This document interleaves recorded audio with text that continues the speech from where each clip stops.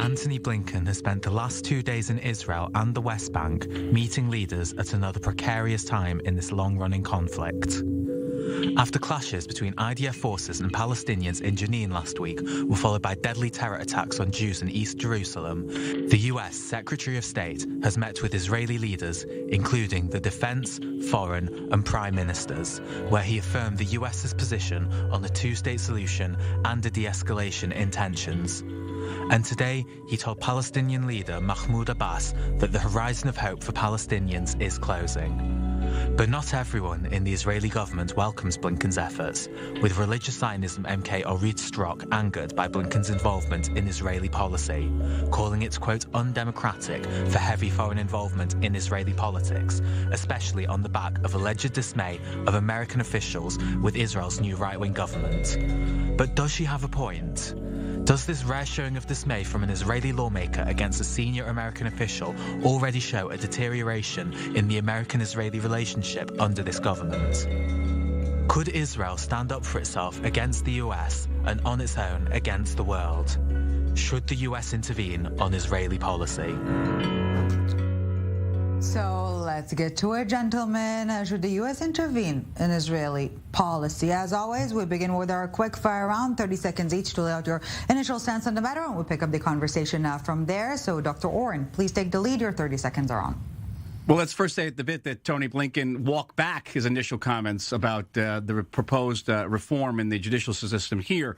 Both he and Jake Sullivan came to this country, Jake Sullivan, the National Security Advisor, saying that Israel has to be cautious about advancing these reforms because the common democratic values between the United States and Israel are one of the primary bases of our alliance. And there are people in the United States who are very concerned whether Israel will remain democratic. Today, Antony Blinken made a point of saying that the United States, that this was an internal Israeli affair and the United States had no intention of intervening. I think that America does have a right to express its opinion and to express its concern because this is a very pro-Israel administration that is facing a progressive wing of the Democratic Party, which is highly critical of their pro-Israel position. Okay, Dr. Oren, thank you for that. Joel Rubin, your take? Well, it's great to be with you and with this wonderful panel. Clearly, the United States is Israel's best friend, has Israel's best interest at heart. And when we talk about democracy as the United States government, we talk about democracy with many countries. And right now, Israelis in Tel Aviv, just a couple of weeks ago, are demanding that their democracy be preserved. So it would be a dereliction of duty for the United States to not be discussing this with the Israeli government. The Israeli government is proposing reforms that even its president is trying to negotiate into a different direction. So it's more than appropriate for a friend to talk to a friend. And certainly when it comes to democracy and shared values, that is at the highest level of importance between our two countries. Last but not least, Amir Weitmann, the floor is yours. Thank you. So, no, I think that independent sovereign countries should respect each other and certainly not interfere in each other's internal policies. Now, of course, if Israel's democracy was really in danger, then I think it would be fair for the U.S. to say something. But the reality, of course, is that we're absolutely not talking about any real danger. This is all ludicrous. The reform will actually strengthen Israel's democracy, not weaken it. And therefore, it is entirely inappropriate for the U.S. or for any other country, for that matter, to intervene in this matter. Okay, and on that note, gentlemen, we also asked I-24 News viewers and followers on Twitter, what do they think? And 44% said yes to American intervention, so to speak, in Israeli policy. 56 saying, no way, Jose. And on that note, let's please feel free to interact with one another. And let me begin by talking about the how and not necessarily the what. Is the U.S. pushing Netanyahu up against a wall here? Was Blinken right to put Netanyahu on the spot publicly, dirty laundry, etc., Dr. Oren? No, probably not. And I think he realized that it was counterproductive, that Antony Blinken was actually strengthening the hand of the prime minister for precisely that reason. That 59% was saying that we stand with the prime minister in resisting American pressure. And for that reason, he walked it back. Anthony Blinken walked it back. But I think behind the scenes, I think it's fair for the Secretary of State or the National Security Advisor to say to the prime minister, listen, we're facing rising criticism within our own party because we haven't reopened the American consulate in East Jerusalem. We haven't really condemned Jewish building in Judea and Samaria. We haven't advanced the peace process. Help us to help you. We want to cooperate with you on crucial issues like Iran. We can't do that if you're providing ammunition to your enemies within our own party. And so I think that it's right to say this behind the scenes. I would be very, very cautious about saying it publicly. Mr. Weitmann, yeah, you too probably watched this presser. Well, what are your thoughts?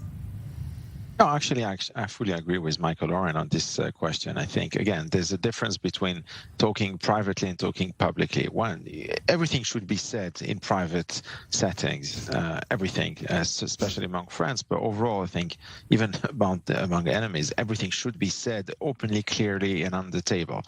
But again, this is not something that you should express publicly. So in that respect, I fully agree with Michael. Mr. Rubin, at the end of the day, if the goal here is to undermine or scale back the pending judicial reform, is American pressure the way, or let me phrase it simply, will the American pressure scale down the judicial reform? Well, first, let's level set here.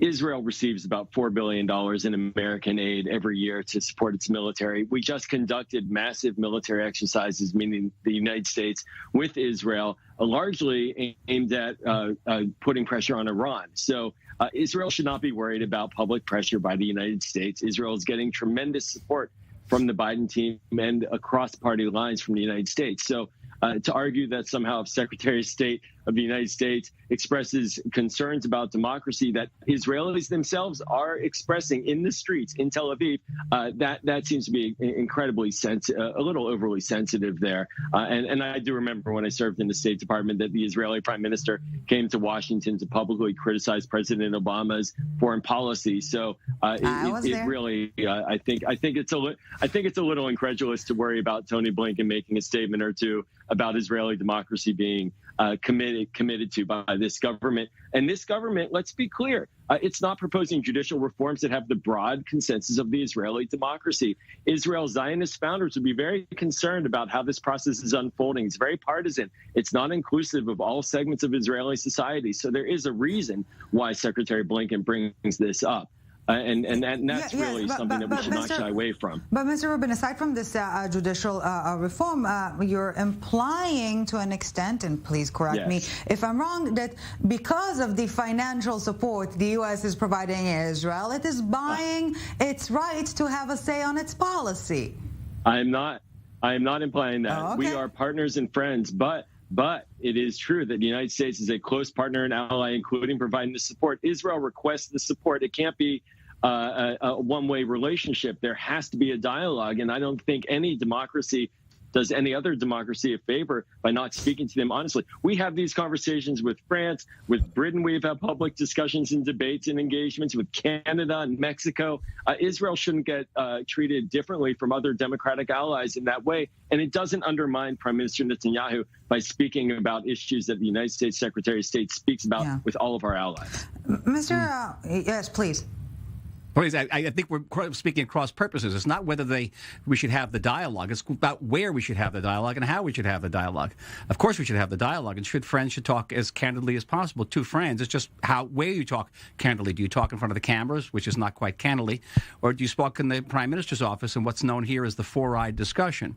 That's appropriate. I think that actually, if the administration really cares about the outcome of these juridical reforms, then it'll keep these issues behind closed doors. By saying them publicly, you're actually strengthening those elements within the Israeli society that actually want to move these reforms, and some of them actually think the reforms don't go far enough. And speaking to that point exactly, Mr. Weitmann, maybe, and I'm speculating here, the American pressure is a hidden desire of Netanyahu himself, as in using the quote-unquote American excuse vis-a-vis his fellow right-wing partners, saying, it's not me, it's them. Let's scale back.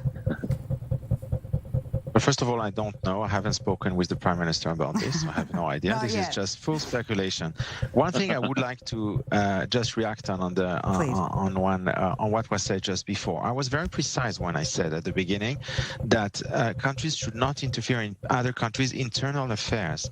Now, when Netanyahu at the time went as the Prime Minister to the Congress, he did not criticize America's welfare policies, for instance. He specifically criticized U.S. foreign policy dealing with Iran.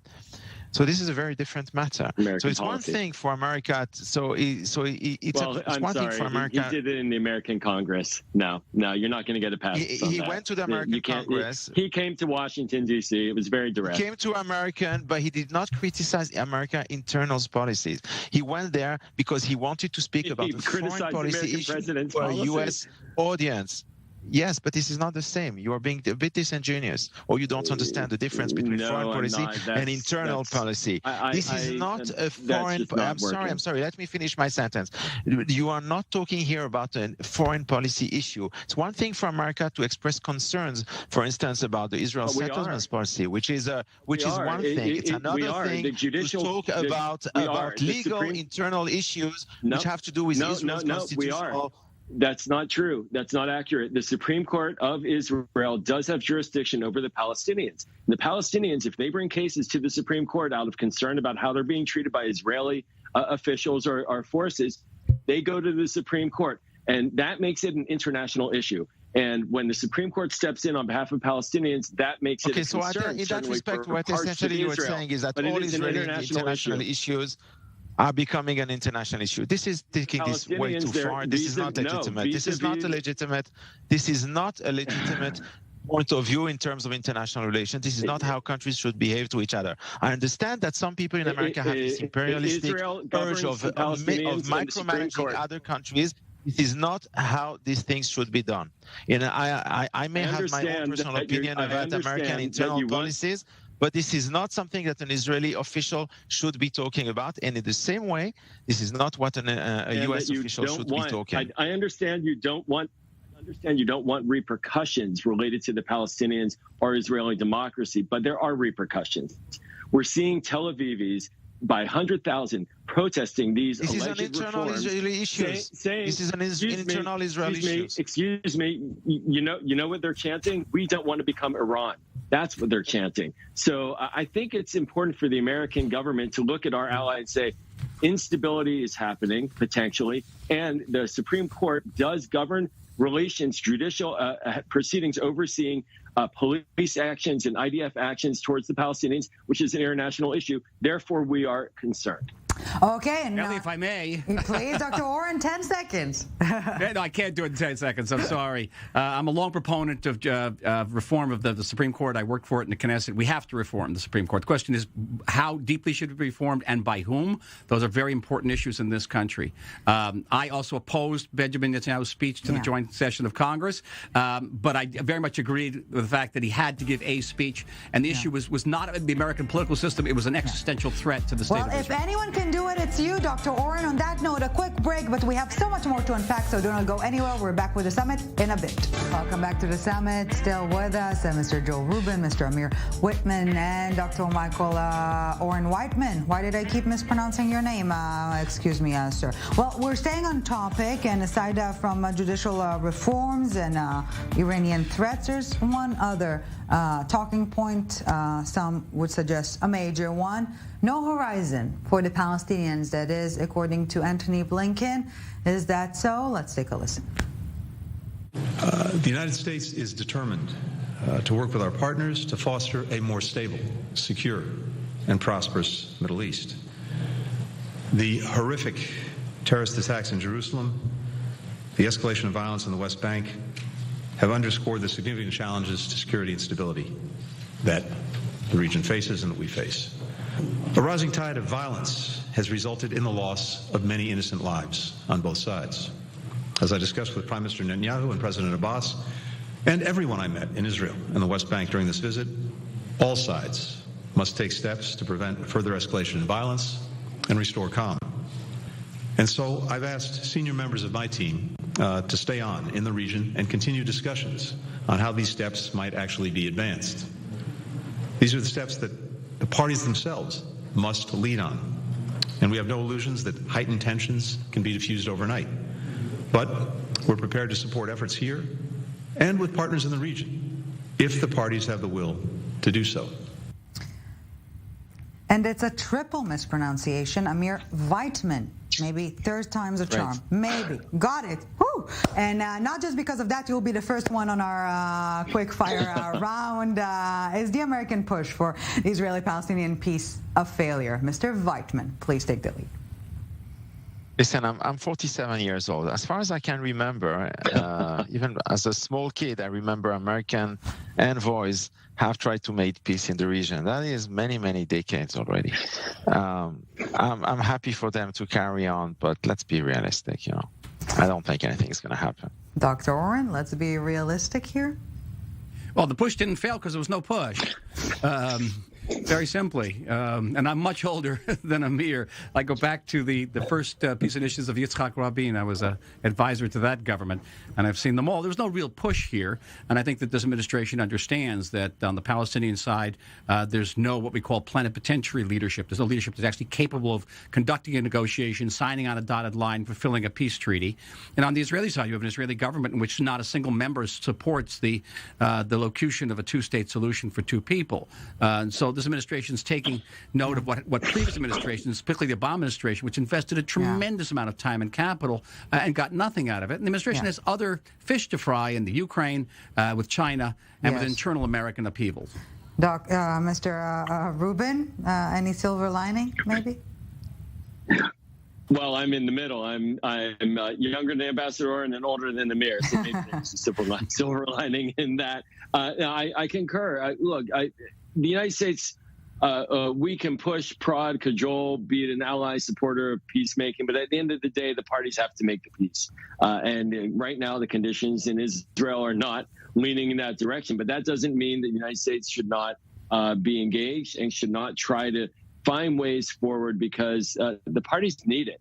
If anything, the cycle of violence we've seen in the past week or so only demonstrates once again how this consistent insecurity leads to violence, leads to pain and suffering and unnecessary death. Well, when it maybe particularly when it comes to the Israeli-Palestinian conflict, but perhaps even more broadly, gentlemen, and please feel free to interact from this point onwards, of course, the more international involvement, the less prospects of peace. Dr. Oren. Well, I didn't understand that question. I hope anybody else did. What are you saying, Ellie? Let me hear again. No, I'm wondering, maybe the more international involvement, the less prospects of actual peace between two warring parties.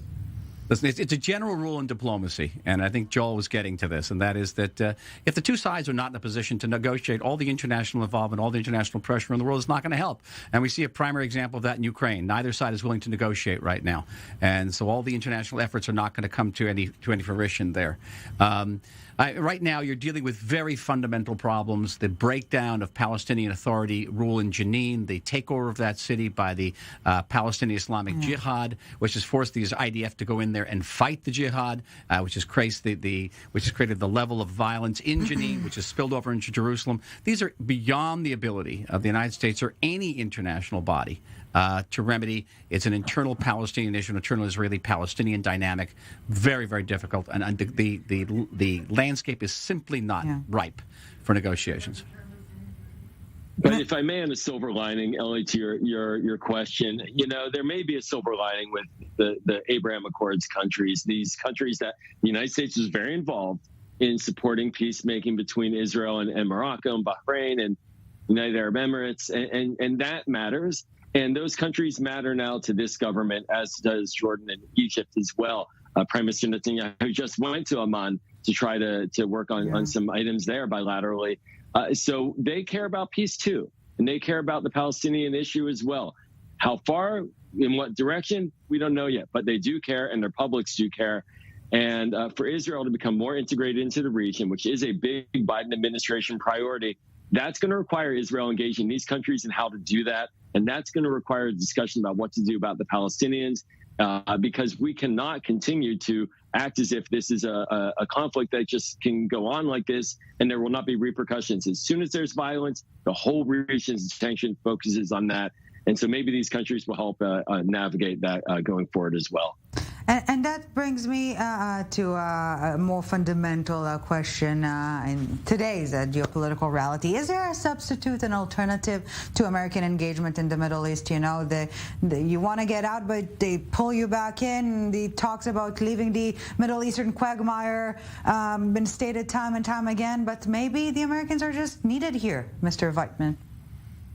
Yes, first of all, yes, America is the hegemon. It is the only real superpower in the world, and therefore its presence is needed. In what way? It's needed because the alternative is less stability and more insecurity, more wars, probably. So its presence is needed to protect, first of all, America's interest, because America is not a non-profit organization. They need to, first of all, protect their own interest. But beyond that, I think that the countries here need to have the support of America. So there are common interests. But this has to be realistic in the sense that we know we've got a lot of experience now. We know that America, as Michael said before, cannot be a substitute for the parties. And if there is no will on the Palestinian side, specifically to reach, peace and coexistence with the Jewish people in Israel, this will not happen. Whatever efforts America is investing in the region. Dr. Oren, can Israel handle without an all-in American engagement? Yeah, of course it can, and it has. We're living in an age of American withdrawal from world affairs generally. Certainly the withdrawal from Afghanistan was a profound example of that. I came back from Washington in 2014 with the message that Israel's on its own. And that's bad news, but also good news. We're a strong country. We're not where we were, 20, 30 years ago. But having said that, there is no alternative to the United States. The United States remains the superpower which has the most influence in this region. It's not what it was.